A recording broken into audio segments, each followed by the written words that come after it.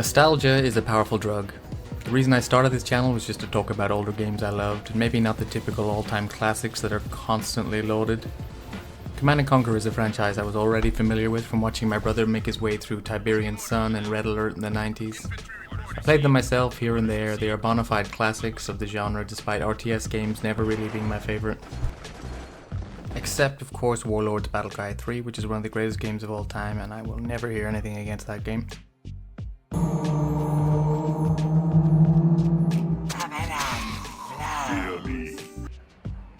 The camp cutscenes between the tactical scenario campaign were a delight, but the skirmishes are really where the game shone. Going toe to toe with a friend, maybe going for a quick blitz attack to catch them off guard, or build a super impenetrable base, or just a friggin' gigantic army to turtle your way through. Flash forward to 2002 and a new entry into the franchise shows up on game shelves, Command & Conquer Renegade. I didn't think much of this until I realized that Westwood had created a first-person entry. FPS games have always been my bread and butter, and now there was a game that let you drive vehicles around to be a little dude in a big world. Sure, there was dabbling into the territory in Necrozone in the 90s, and I still had to wait for Halo to reach the PC, so right then my mind was blown. I bought the game and scooted on home to my Dell Dimension 4100 and installed the game, my hype reaching dangerous levels. How is Renegade now in 2025 though? I haven't touched the game until I recently saw the Super Franchise bundle on Steam containing all the old games for sale. Is it worth a replay, or is this game best left in the rearview mirror of nostalgia? Command & Conquer Renegade was developed by Westwood Studios in 2002 and was the last installment in the series to be produced under Westwood Studios' banner. Originally, back in 1997, the game was planned to be released on the PlayStation. Westwood toying around with a 3D world game for a while, even some leaked pics of the demo have surfaced. The studio, however, focused primary development on the real-time strategies for the latter part of the 90s, so further news of the game dried up for a while until the game was officially announced as Command & Conquer Renegade on September 15th, 1999, with a release scheduled for spring 2000. Renegade's game engine was named Westwood 3D, all developed in-house with a focus on providing smooth transitions from inside to outside gameplay. And the company was obviously happy with the outcome, as the engine would later feature in Command & Conquer Generals, as well as the Battle for Middle-earth games. Keen-eyed listeners, or should that be keen-eared, will notice that the game released in 2002, not 1999, so to apologize, Westwood created the following video titled Havoc Takes on Westwood, as a sort of apology. Taking the time to make sure art is... What? Take the time. There are 15 million CNC fans around the world that are dying to know what it's like to fill these boots. We're not gonna make them wait. Where are you hiding? Havoc! What took you out for a minute? Time to rock and roll. Ship on time, or I'll be back. Hit it! Glorious. The game did ship and was finally released on 27th of February 2002 in North America to pretty okay reviews. GameSpot said, "The game does have some noticeable problems, though CNC fans may find themselves having too much fun to care. While Westwood originally intended to make a sequel to Renegade set in the late Red Alert universe, as well as a PlayStation 2 port, both projects were cancelled due to the unsatisfactory sales. However, if you sleuth a bit online, you can find concept art. For my playthrough, I grabbed the Tiberian Technologies community patch from the website above. It sorts out resolution issues as well as common bugs. So let's get on with the story. If you've played any previous Command & Conquer installment, you will know how the story usually goes. Two factions going head to head in something of a world war. You choose a side and you complete their campaign. Between missions you will get nice FMVs or CGI cutscenes to add lore and depth to the warfare scenarios. Space! But it's all about the battles. Renegade mostly does this, however we are following just one man on a long mission here, Havoc Nick Parker. The very definition of a badass who brings big guns to even bigger fights and comes out with a smile, a quip, and probably a lovely lady on his side. During the final days of the First Tiberian War originally depicted in Command & Conquer... Okay, hold it there, we do have to explain some terminology in this game. Tiberium is a... Jordan Peterson? What the fuck? Tiberium, a mysterious alien crystalline material that shot down to Earth many moons ago, named after the river it landed in. Tiberium absorbs minerals from around it in the Earth and is something of a superfuel and war material, However, it desecrates all land around it, becoming an environmental cancer. GDI, the Global Defense Initiative, sanctioned by the UN, is a peacekeeping force whose goal is to preserve world order and eliminate terrorist threats on Earth. Nod.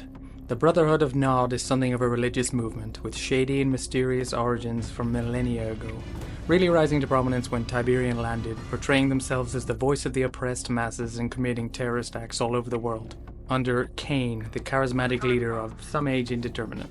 I guess I should do the tutorial. The tutorial itself is very basic 2000 schlop. You wait in a room and you listen to a shouty guy. He gives you basic orders, and we evolve from a baby learning how to move and look around and climb basic obstacles into a rocket launching commando in no time. Halfway through we also stop to get shot at. Watch what happens when I shoot you. Hey, is that necessary? We drive 2 vehicles around the block and get a tour of each of the buildings from characters who will feature later in the game. This is the power plant. It supplies power to other buildings. Destroying a power plant will shut... Before a simulated attack on the base breaks out. Are these holograms or prisoners of war we are shooting? Who knows and who cares, because it's time for the main story.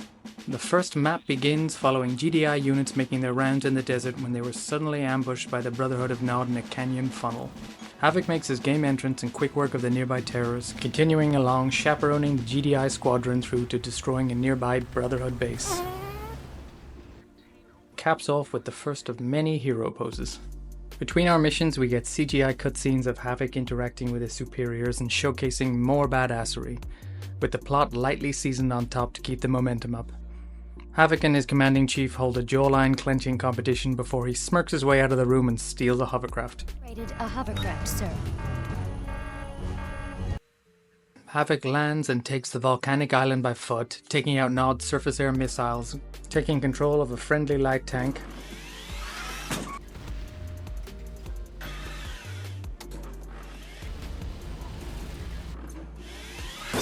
and makes his way to the main Brotherhood base to C4 the mother terminal inside the command hub. Finish off the remainder, gather the troops along with rescued civilians, and back to base we go, where handcuffs are awaiting Havoc for his hovercraft shenanigans. After some time in jail, Havoc is released to get back to GDI duties. The next mission briefing shows the kidnapped Tiberian specialist scientists along with the big baddies of Renegade. We've been able to identify this man.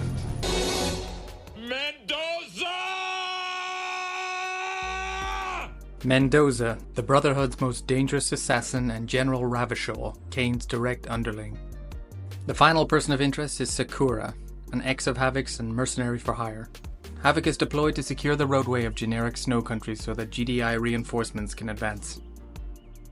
While en route to disabling a Brotherhood obelisk via the underground Tiberium landfill, we spot our scientists making their way onto a Nod plane, with Sakura nearby.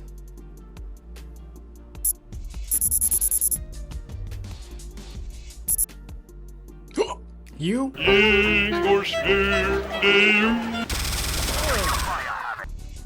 Stealthily, I guess for our boy, he bypasses the guards and goes to commandeer the nearest plane, only to find Sakura waiting for him in the cargo hold.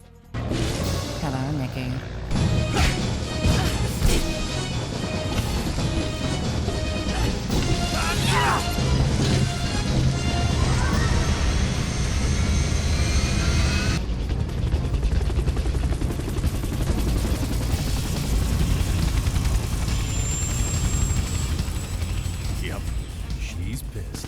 They spat and they dogfight until Sakura gets the upper hand and sends us careening from the sky towards an island below, which we will go on to storm and of course take down single-handedly, including all Brotherhood power stations, command centers, and defenses. Havoc goes toe-to-toe with Sakura again from the ground and rocket launches her out of the sky into the power grid.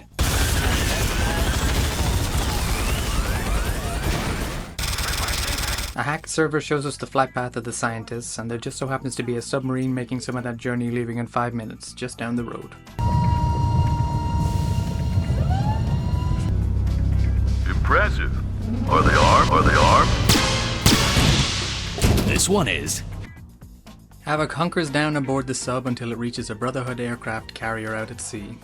Calling Central Intelligence, we are ordered to destroy onboard missiles, control terminals, scour the ship for prisoners, and intel.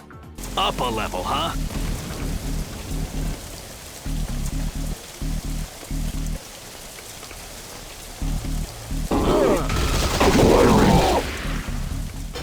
Bet you didn't think there were jump scares in Renegade, or you know, aliens. As we see above, Tiberium Contact seems to have the chance to turn enemies into blob-like The Thing monsters. You gotta be fucking kidding.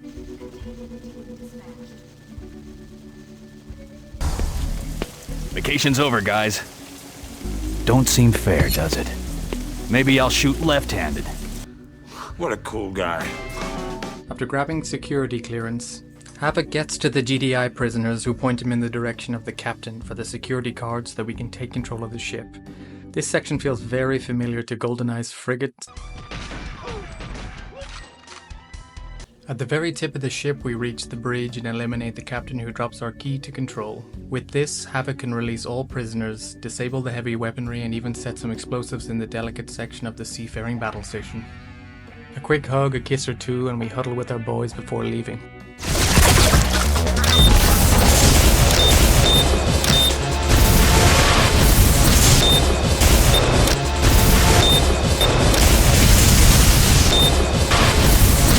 A quick catch-up with the General, and Havoc learns his old Deadly Dozen are joining the mission now, all planning on meeting up in Europe to take down the Brotherhood together and get to Ravishaw's headquarters where the scientists are believed to be held. Through the streets of a vaguely European village, Havoc reunites one by one with the Dead Six, sometimes blowing them out of confinement, sometimes just having a chat in a town square surrounded by the Brotherhood.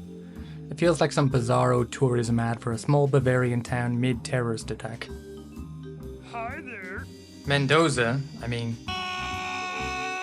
shows up to complicate operations with Deadeye, but disappears into the shadows again after a few bullets in his direction. We all move to the cathedral where the final showdown takes place, heavy odd numbers bombarding the team on the ground and helicopters keeping tabs from above. Havoc shares some heartfelt moments with his crew. I'm going up the road. I'll join you, Captain. No. Ravishaw's mansion is a Bond villain-esque manor in the snowy peak. Havoc battles his way down and, you guessed it, takes down the control terminals, grabs the security passes to make his way down. Stand down, General Alarm. Intruder Down to the laboratory/prison underbelly of the manor where he finally finds our GDI scientists. Yes? Who are you? Captain Nick Parker, GDI Special Forces Commando. Codename Havoc. Back off.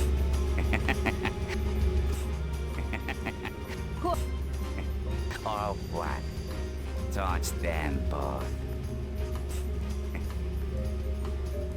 With the manor set to explode and Ravishaw having escaped, Havoc chases Mendoza to the helipad with Sydney for a showdown. I'll just stand over here. Mendoza kicks off the fight with a flying kick, but one awkward encounter later and he bites the big one.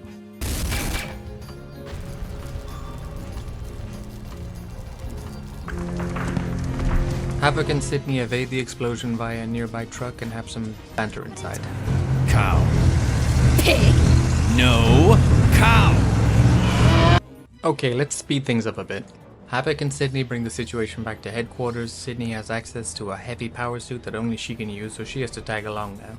As soon as they land on Egyptian Nod territory, they are ambushed and thrown in Nod jail, but a certain Fiery X is there to help things out. They team up and take down the base from within, rescue prisoners, blow up terminals, be a pair of wise asses, yada yada yada, until they reach New Ravishaw down in the laboratory, and here I was worried we wouldn't get a Hellraiser moment. See? He fits right in as a Cenobite. Anyway, Ravishaw has been upgraded to some kind of cyborg boss villain in a convenient arena to fight him in. We kill the boss, rescue Mobius, Sakura has buggered off to do her own thing, and we were left with an extremely rare fragment of blue Tiberium, to bring back to the GDI headquarters. Dr. Petrova is attempting to create genetically enhanced super soldiers. GDI is launching a massive assault on Kane's temple as we speak. I'll find her, Doc. GDI have decided to get out of the frying pan and into the Nod fire, landing at Kane's temple doorstep. The final two-parter mission involves first breaking into the entrance of the temple, And with Sakura's information get to where big bad Dr. Petrova is inside with Sydney, held at laser point Goldfinger style.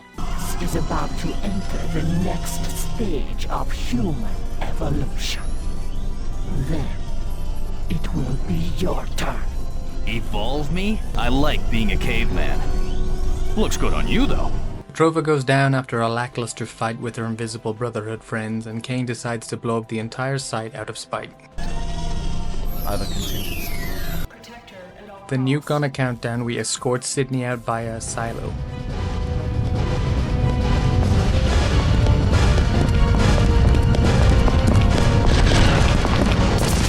Mobius, or Mobi, reunite, the world is saved, GDI wins, and after all that, what has Havoc to say? You're welcome. Could have done it left-handed. Not the best one-liner, but in fairness, all these are kinda shite. That's it, the world is safe now. I kinda lost track of GDI's objectives towards the end and where everyone was. Something of a bravado blur in tight corridors, not so tight badassery, and a tsunami of tedious, bloated missions. Renegade isn't known for having the best storyline, even by the franchise's standards. I would say if you go in expecting a particularly average Saturday morning cartoon, it's about the same. You can tell what it's going for. Renegade wears those James Bond 90s action movie influences loud and proud, but it all ends up as a weak imitation with no teeth. Havoc and, well, every character is a cardboard cutout of a character trope, but I did crack a smile at unintentionally bad moments, which says something. He won't go down as a breakthrough or even memorable protagonist compared to some other FPS leads, but he has his moments, I guess. You didn't really pay for this for the story or the characters though, let's be honest.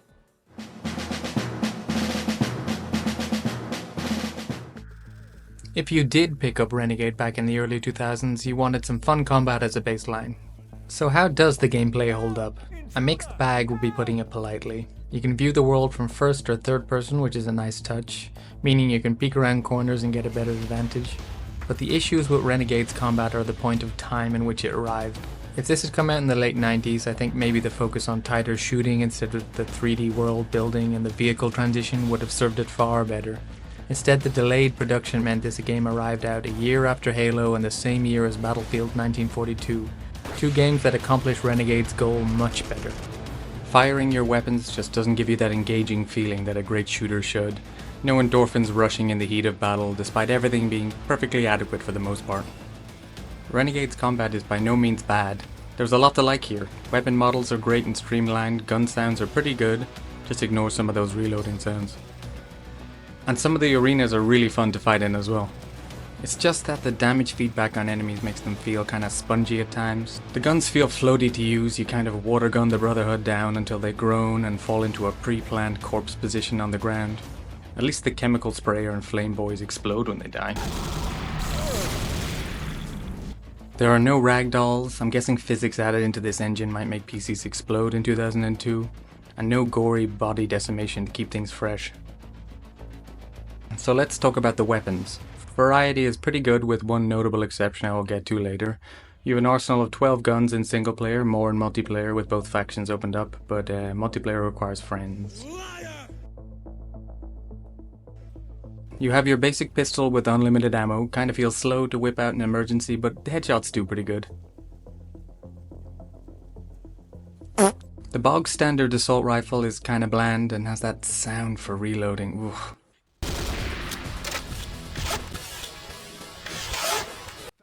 Trust me, you reload a lot and that sound goes straight to your teeth. Oh hey Dwayne Johnson. Heavy weapons wise, you get a fairly good sniper rifle. The chain gun is very solid.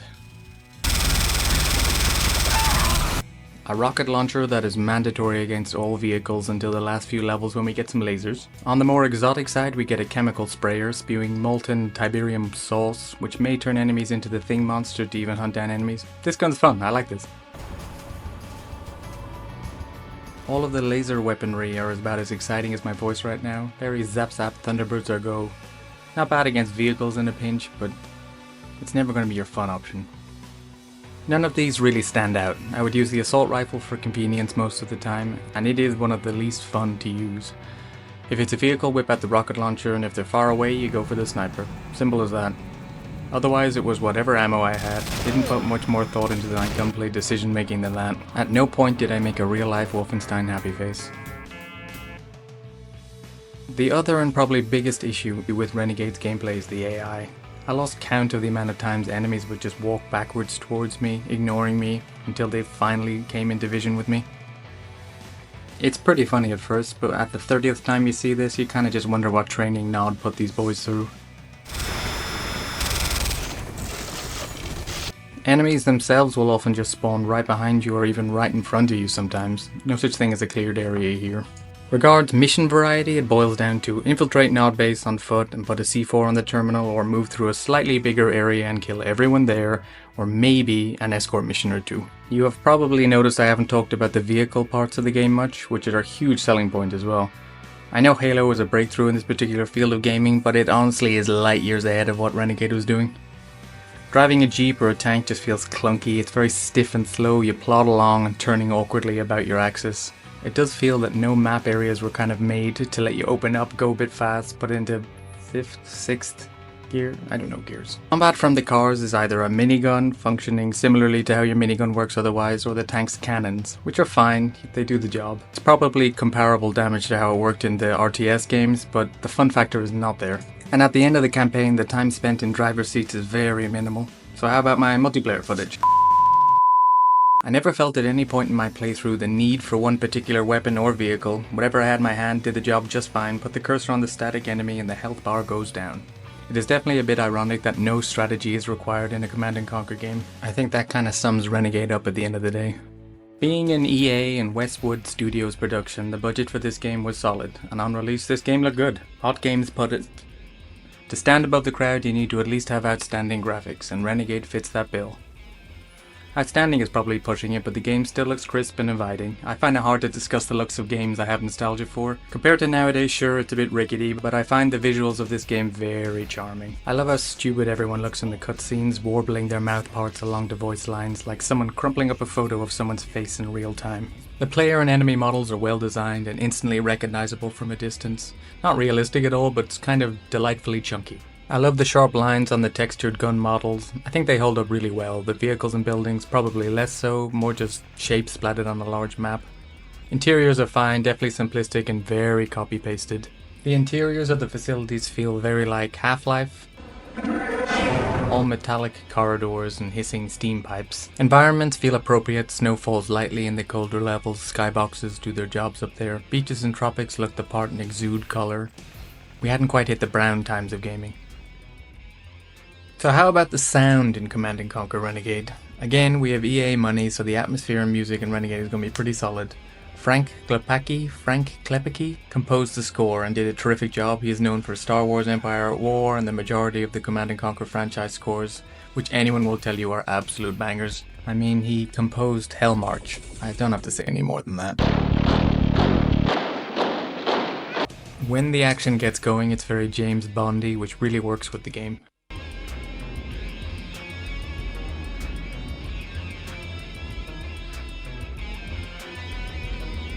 Overall, the score is fantastic, and the in-game sounds and weapons and things all sound great too.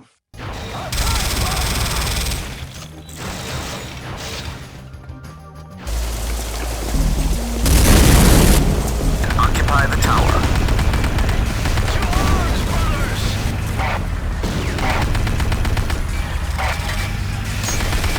You grab a AAA title like this and you expect a certain level of standards in graphics and sound. And I think that they definitely were met and hold up pretty well even in 2025.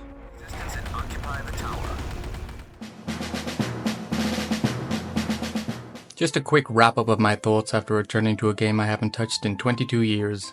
Renegade released to well above average review scores, had a big campaign to push publicity, but overall just 250,000 copies were sold by August 2006, whereas the other Command & Conquer games were much higher up. GameSpy awarded Renegade its 2002 Wish It Had Been Better award, condemning the single player, which is kinda fair to be honest, and most other publications would echo this statement. Unlike my opinions in my video on Requiem Avenging Angel, I can't say I really liked my time revisiting Renegade. It just doesn't have the same old school charm of a game like that, despite being objectively better in so much ways. Too much project scope maybe? Not enough attention paid to the little parts that really make a game stand out, like the core gameplay. A lot of reviews mentioned how good the multiplayer is, and I don't think it has a thriving community packing out servers now, but I'm sure you can find some people to play it if you really wanted to. My review just focuses on the single player aspect, and at the end of the day, judging that solely, it comes up a little short. You play this game for 10 minutes and you might honestly think you're in for a pure hidden gem, but the hope and shiny veneer rubs off the more you play. The repetition and dull moving parts underneath become apparent.